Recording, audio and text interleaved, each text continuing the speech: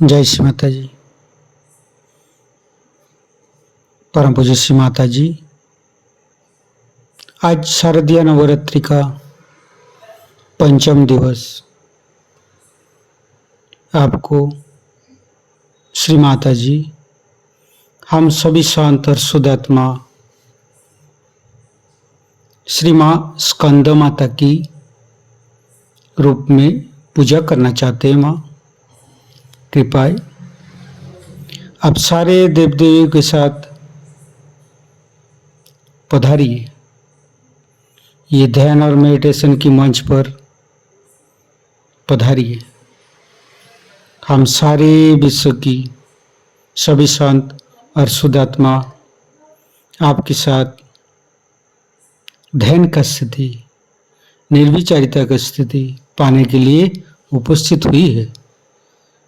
कृपा करके आप पधारिए और हमें माँ स्कंद माता की गुणों से हमारे विशुद्धि चक्र को शुद्ध बनाइए। परम पूज्य श्री माता जी, आज की पूजा, आज की ध्यान आप ही के द्वारा, आप ही के हाथों से हो। माँ श्री माँ, आप ही की श्री चरण कमल पर कोटि कोटि नमन।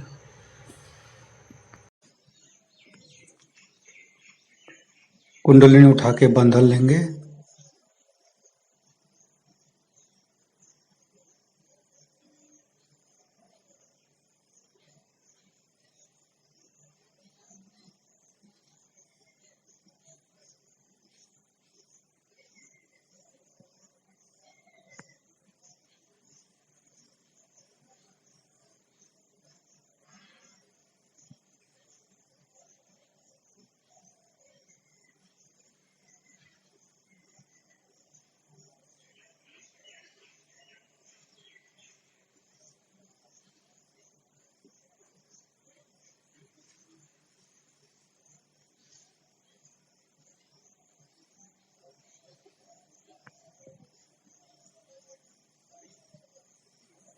तीनों महामंत्र।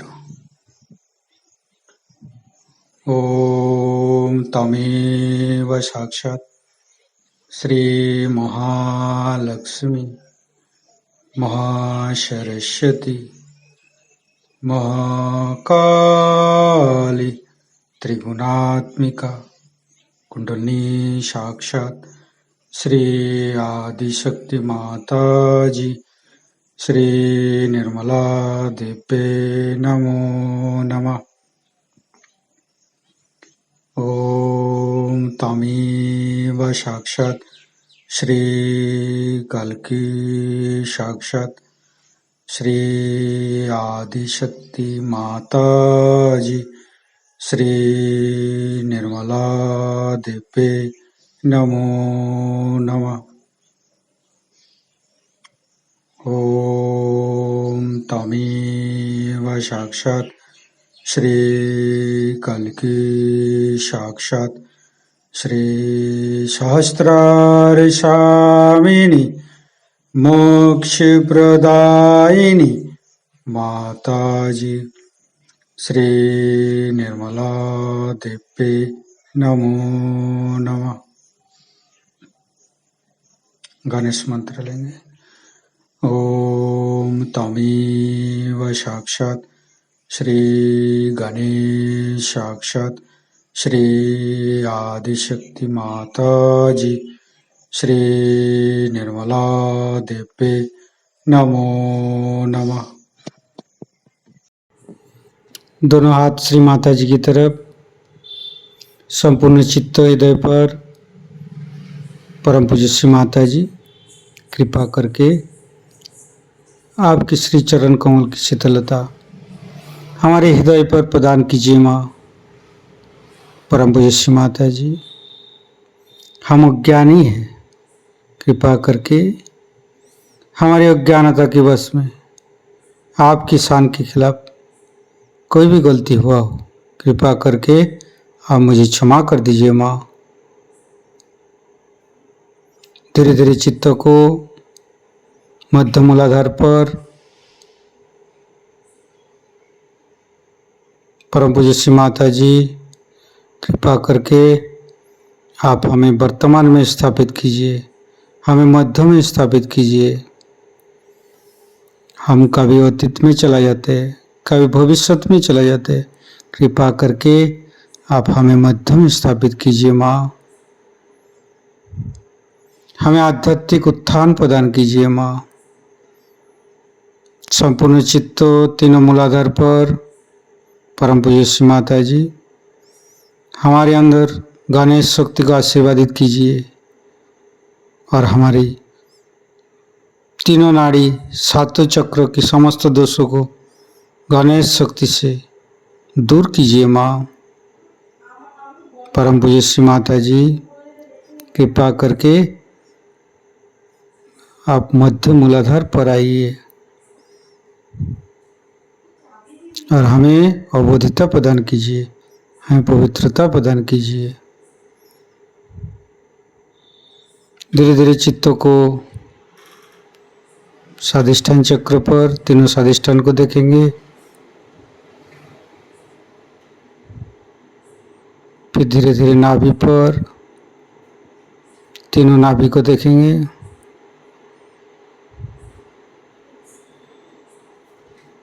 तीनों हृदय, विशुद्धि चक्र पर परम पूज्य श्री माता जी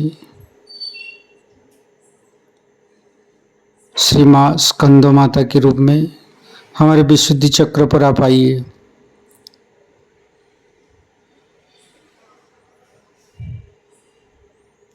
और हमारी विशुद्धि चक्र की समस्त दोषों को दूर कीजिए। मंत्र लेंगे श्री माँ स्कंद माता।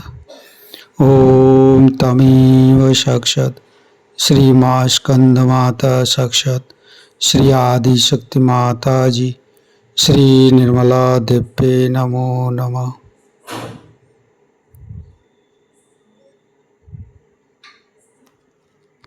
संपूर्ण चित्त विशुद्धि चक्र पर श्री अर्गलास्तोक पाठ करेंगे।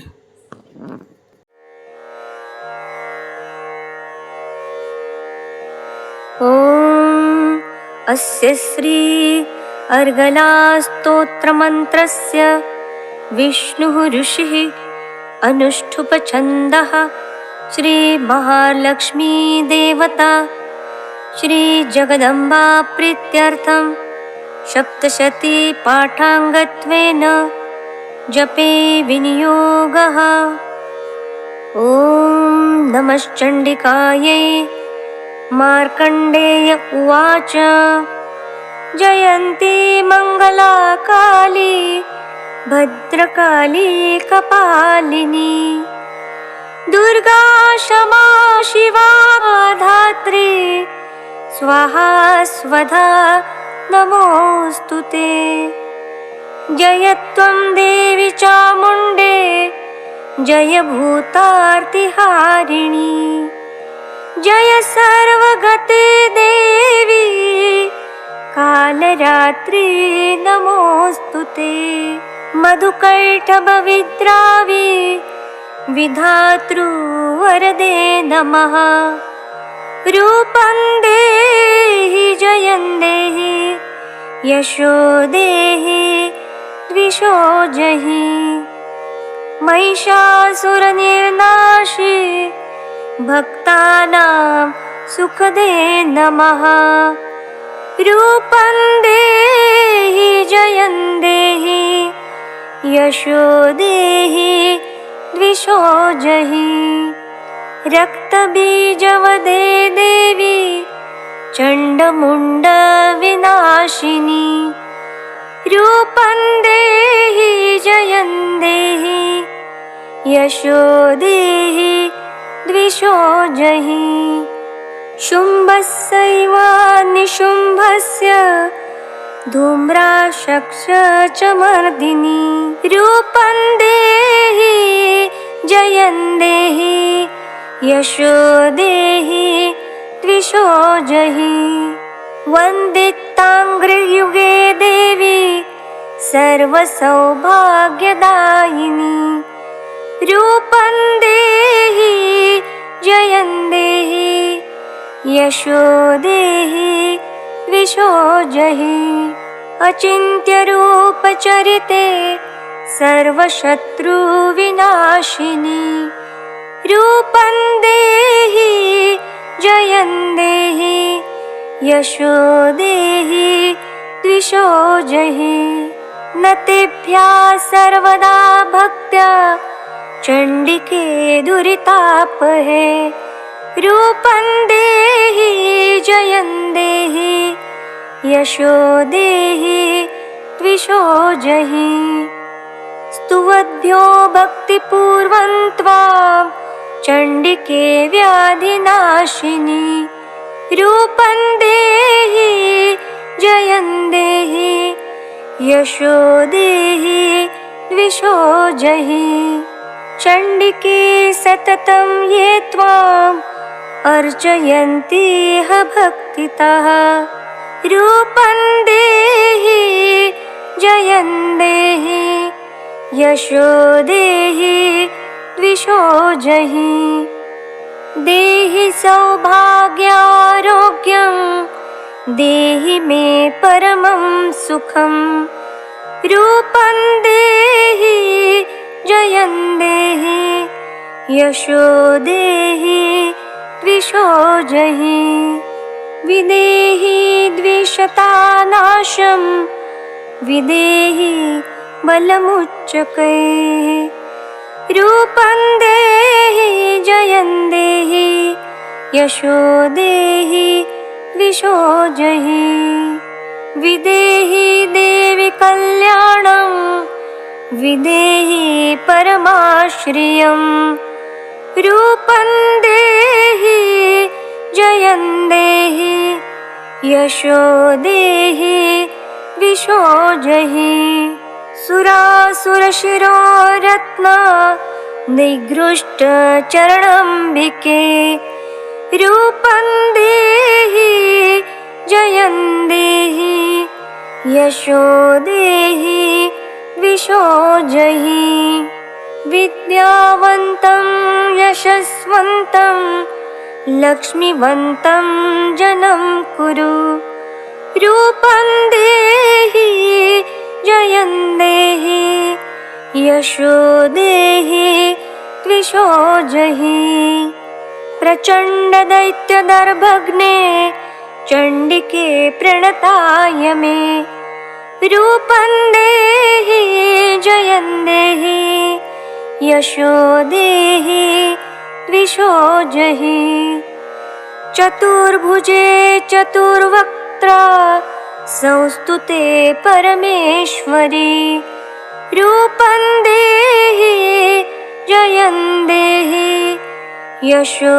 देहि द्विषो जहि कृष्णेन संस्तुते देवी शश्वद्भक्त्या सदाम्बिके रूपं देहि जयं देहि यशो देहि द्विषो जहि हिमाचलसुतानाथ संस्तुते परमेश्वरी रूपं देहि जयं देहि यशो देहि द्विषो जहि इन्द्राणी पतिसद्भाव पूजिते परमेश्वरी रूपं देहि जयं देहि यशो देहि द्विषो जहि देवी प्रचण्ड दोर्दण्ड दैत्यदर्प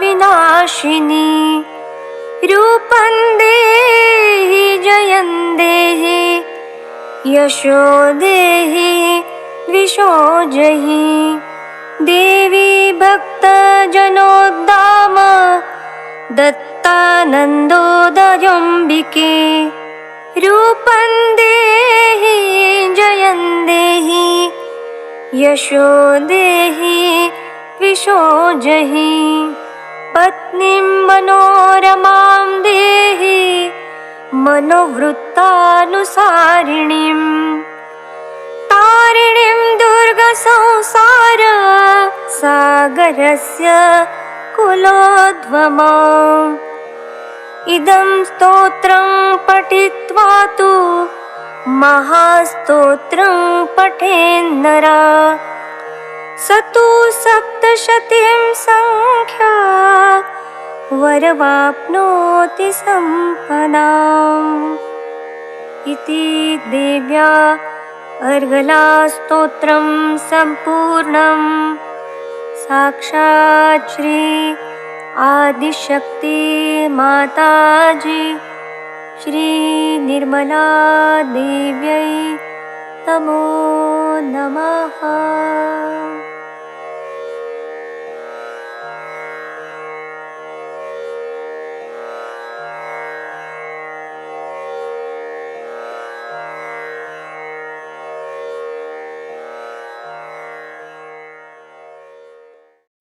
फिर धीरे धीरे चित्त को फ्रंट आज्ञा पर लेके जाएंगे।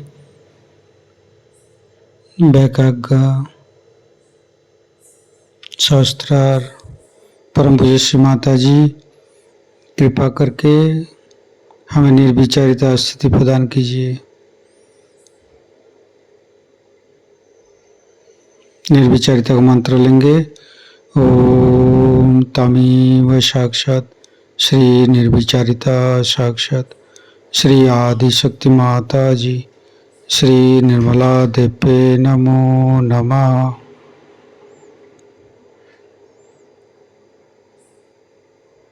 संपूर्ण ध्यान का स्थिति में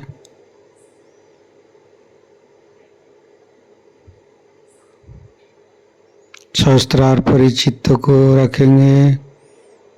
मन को ले चलेंगे निर्मल धाम, माँ की समाधि के पास ध्यान करेंगे थोड़ी देर।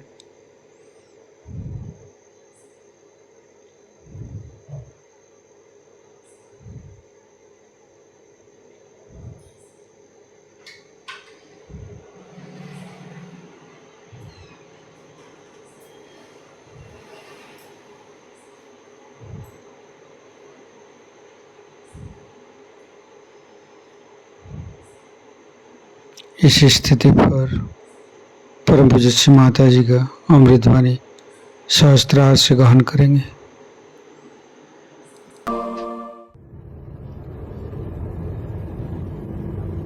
इन 3 हृदय चक्र के 3 हिस्सों से ऊपर एक बहुत ही महत्वपूर्ण चक्र है जिसे हम लोग विशुद्धि चक्र कहते हैं। विशुद्धि चक्र, इसके जहाँ पे हमारा कंठ होता है इसके बराबर पीछे में ये चक्र होता है। अब इसके लिए आप एग्जैक्टली नहीं किसी के लिए कह सकते कि ये यहीं होता है, क्योंकि ये बड़ी ही सूक्ष्म चीज है, थोड़ा ऊंचे नीचे होता ही है। जैसी जैसी मनुष्य की प्रकृति होती है और जैसे जैसे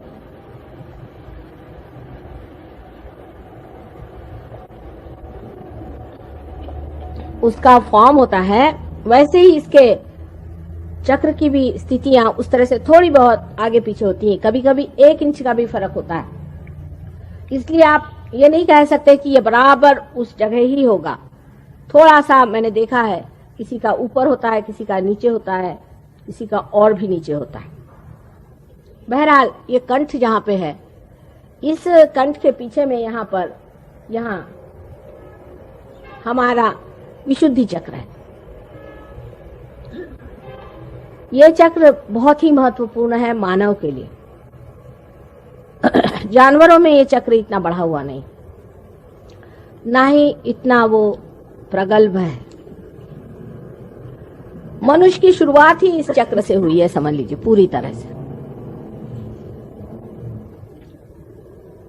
इस चक्र में श्री कृष्ण विराजते हैं और राधा जी उनकी शक्ति है। रा माने शक्ति, धा माने जिसने धारणा की।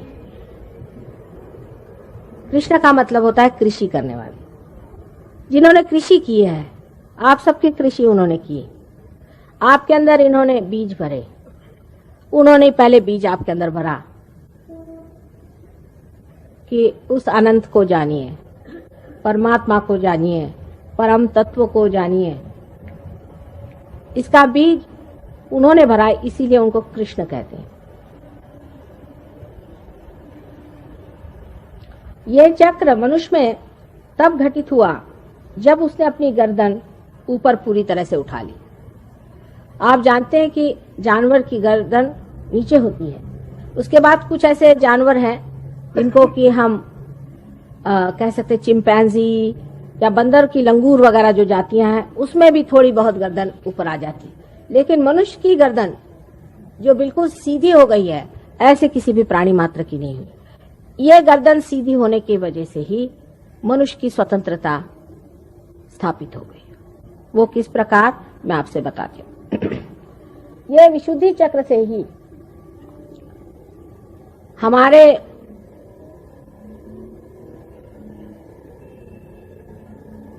दो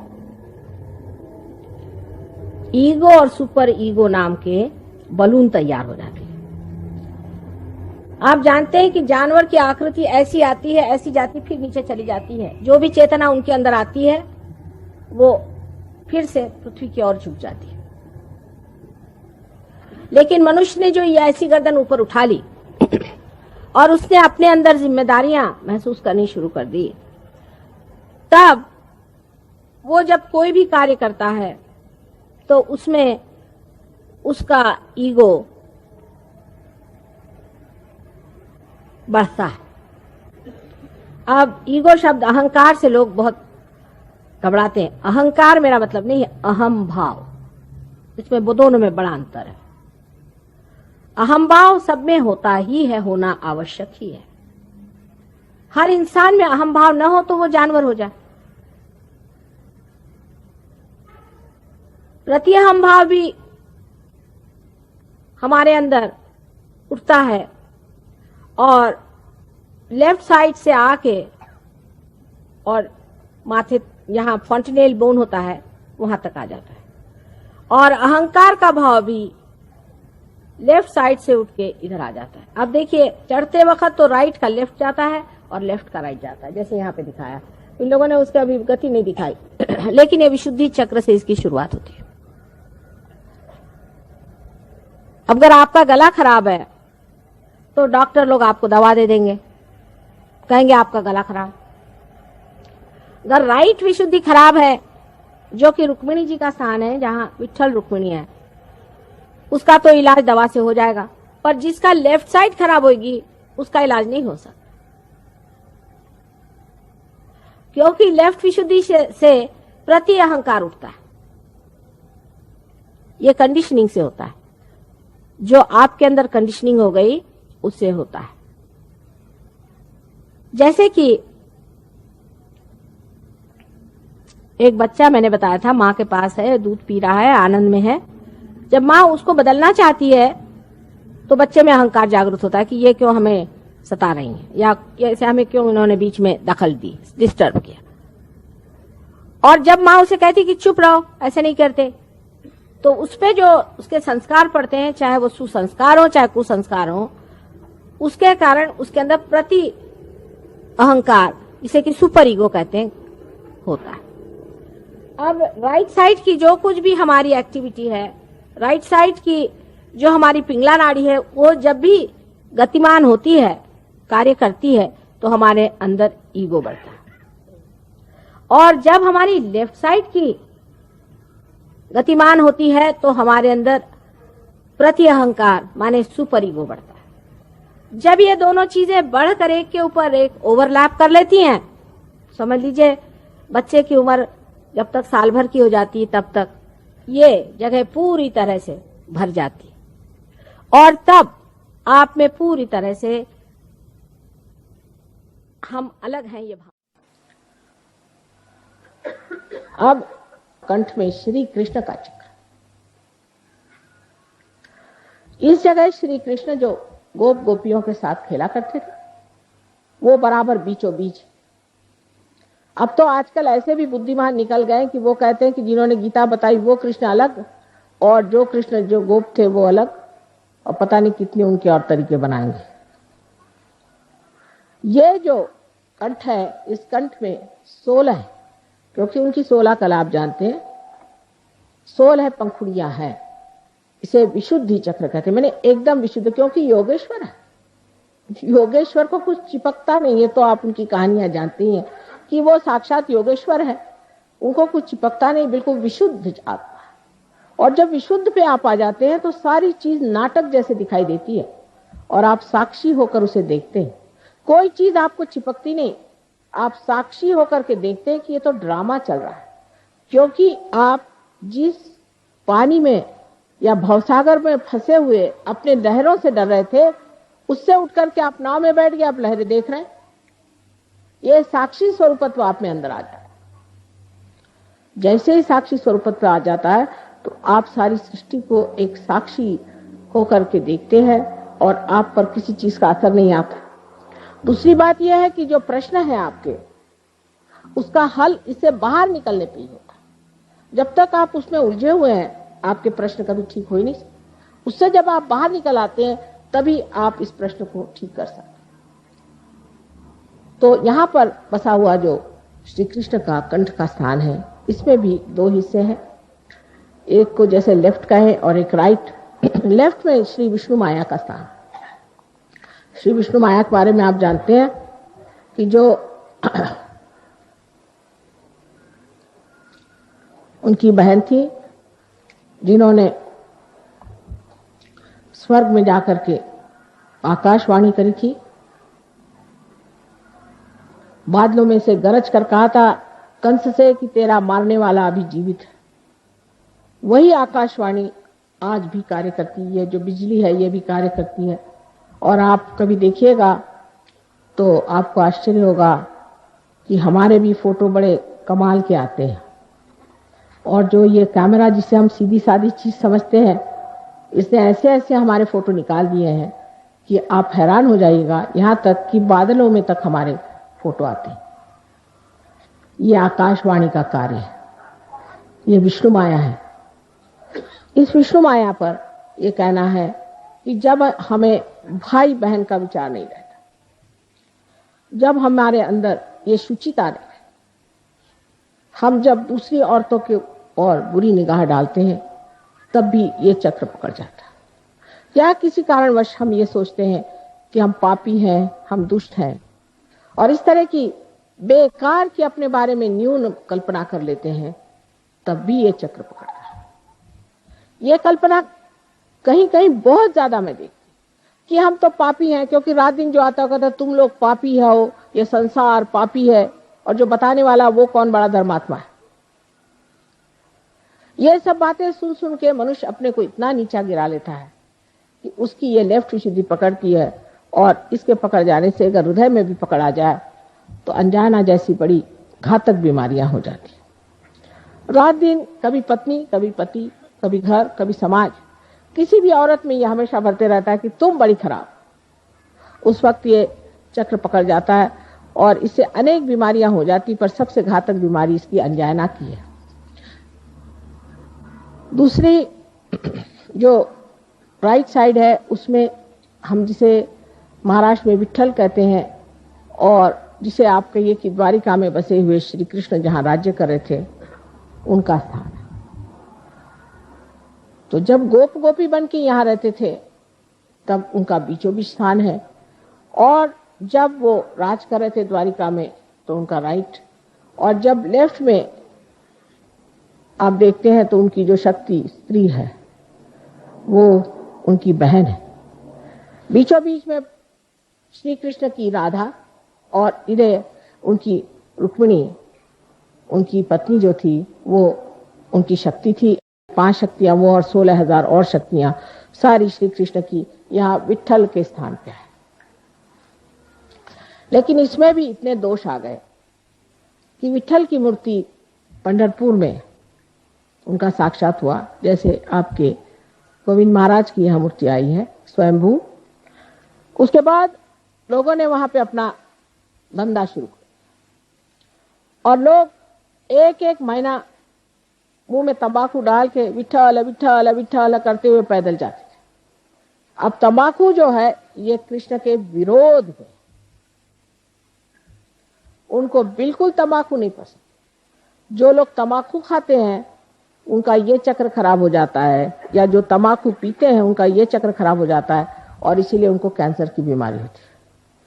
इसका इलाज है आप अजवाइन की धुनी मुंह में लें, अजवाइन का पत्ता जला करके और उसकी बीड़ी फूकें, श्री कृष्ण उससे खुश रहते हैं। दूसरा इसका इलाज है कि आप मक्खन को दूध में या पानी में, गर्म पानी में डाल के उसे पिए, उनको मक्खन बहुत पसंद है।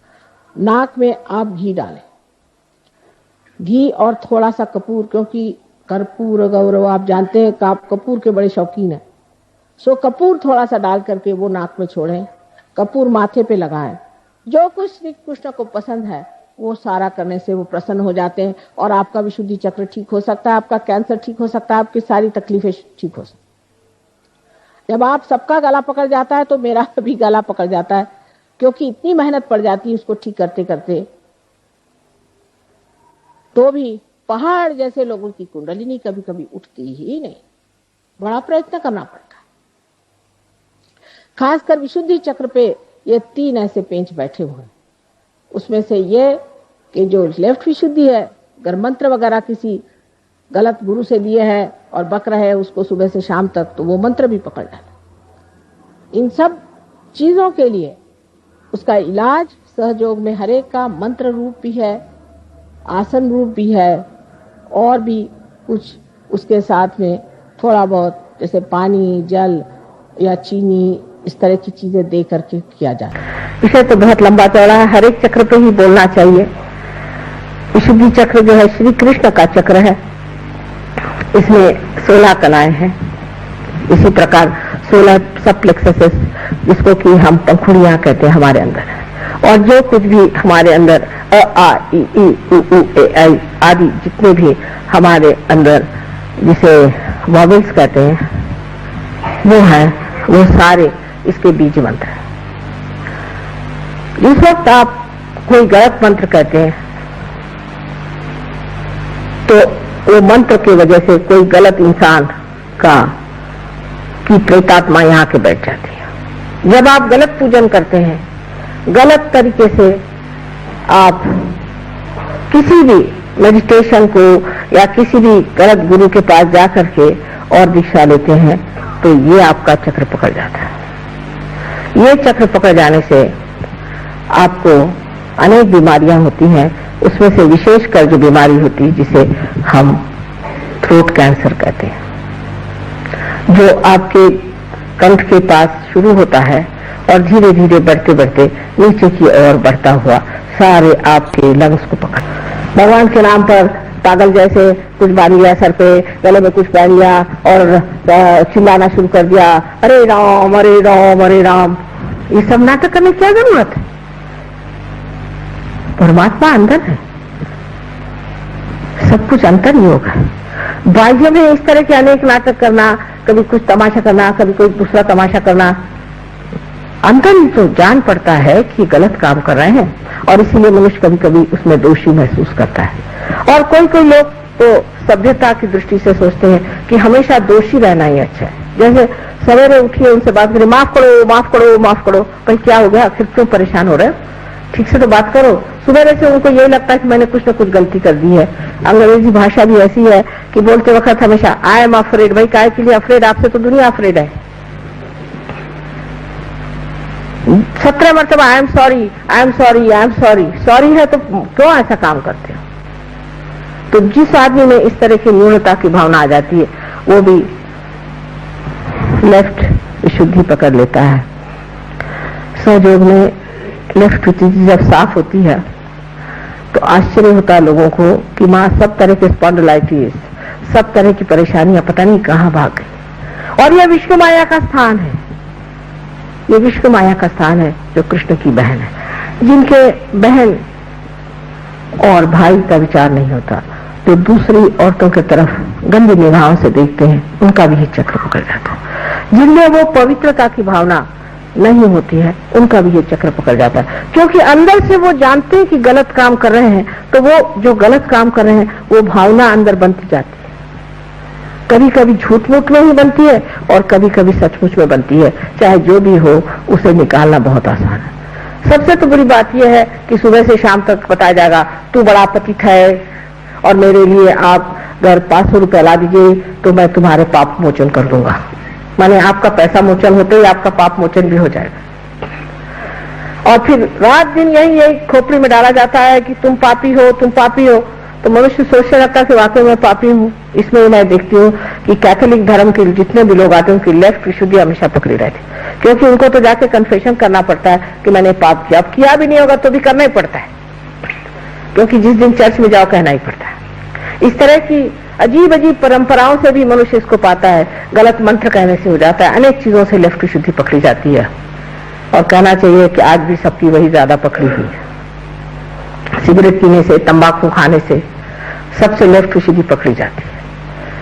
अब राइट विशुद्धि तो ऐसे लोगों की पकड़ती है कि जो बहुत जोर जोर से डांट के बोलते हैं, चिल्लाते हैं और बिगड़ते हैं, और जिनका गुस्सा बड़ा तेज होता है, और जो प्रेम से बात करना जानते ही नहीं, और जो बहुत ज्यादा भाषण देते हैं झूठ मूठ के, जिनको कुछ ज्ञान नहीं, जिन्होंने आत्मा को पाया नहीं, तो भी लेक्चर झाड़ते हैं, उनकी भी राइट विशुद्धि पकड़ती है।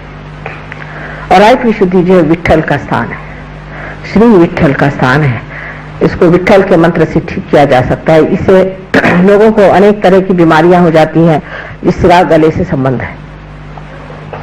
बीच में श्री कृष्ण का स्थान है। इस वक्त कुंडलिनी श्री कृष्ण के स्थान पर स्थिर होती है, तब मनुष्य साक्षी होकर के उस योगेश्वर की लीला देखता है।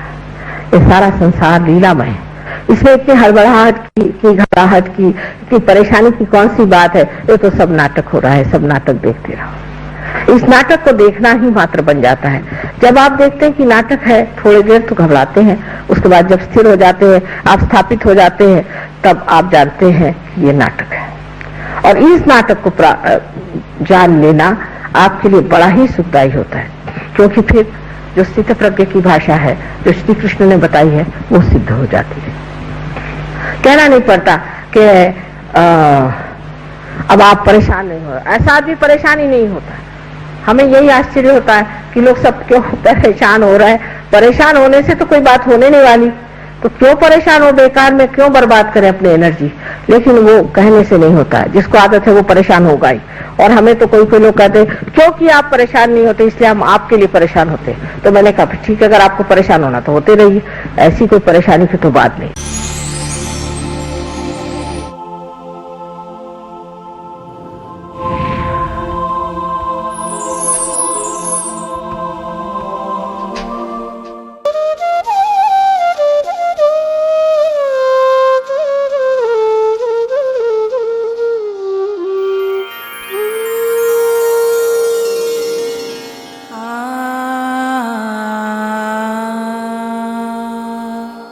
आ